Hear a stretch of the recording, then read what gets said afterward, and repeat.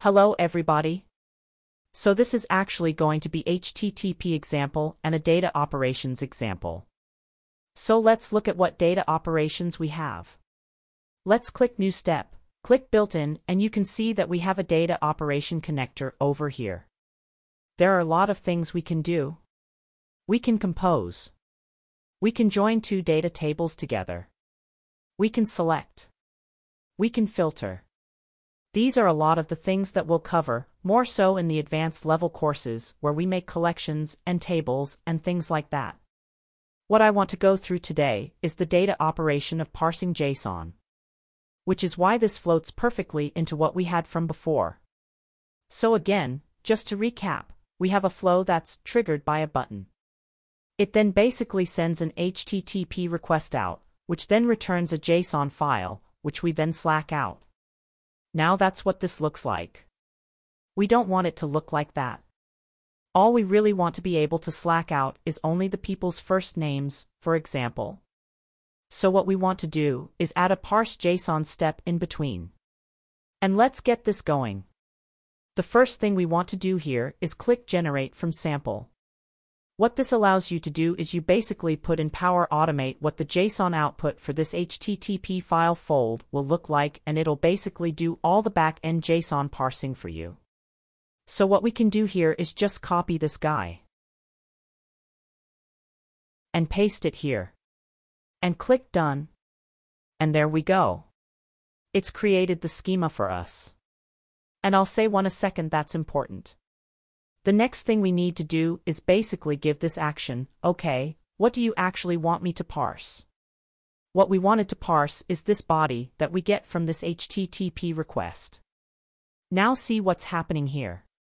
Basically we make the HTTP request and it gives us back this jumble over here. What Power Automate does after that is it takes that jumble and then parses it in a schema that we can understand. And why is this important? Well, when we go over here, we don't now have to post the body of the message. Now we have access to so much more dynamic content. For example, now we have access to page, total, ID, email, first name, last name, avatar, company, URL. This is the best thing about data operations, and this is why I wanted to cover it in this section of the course in later sections. Because parse JSON is so useful alongside in conjunction with HTTP requests. What it allows you to do is basically take any sort of JSON output you get, parse it into different dynamic content that you can then use later on in your subsequent flow steps. So what we've done here is taken basically this guy and made each one of these properties its own dynamic content, which we'll then use in later videos to basically not slack this entire mess, but only slack the things that we actually care about. You know, use JSON to our advantage, or this parse JSON to our advantage, and not send out this thing here, but just send out the list of first names that we get back from the HTTP request. So let's go back over here and let's change this to instead of member, before it was body, which is why it output everything. Now we parse body through. So instead, what we want to do is just output the first name and now see what's happened here. What's happened here is that it's basically change our action to apply to each. The reason is because when we receive first name here, we received multiple first name. We received this one, this one, this one, and this one. So what Power Automate implicitly does is it basically says, okay, what we want to do is make a Slack message for each element in the data array and for each element in the data array. So for each customer, we want to Slack to the random channel.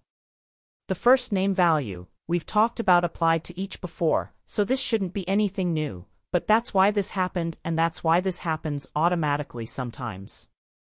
It's because it notices other multiple first names, so it knows that what you actually want to do is loop through each element in the data array within this JSON and spit out the first name. So let's do that. Let's click Save. And let's actually test it to see if it works.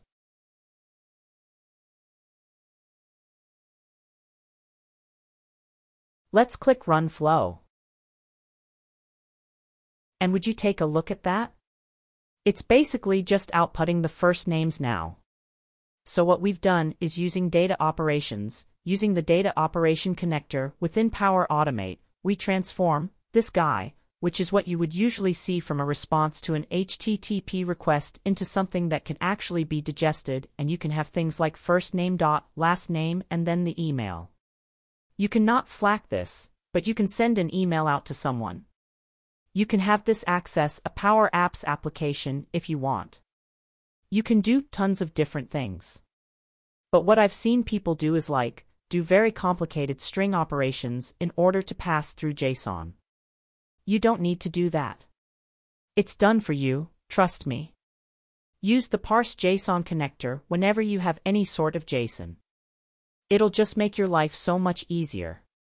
Especially because Power Automate allows you to automatically generate a schema using a sample JSON payload. And that's it. That's what we'll cover for data operations.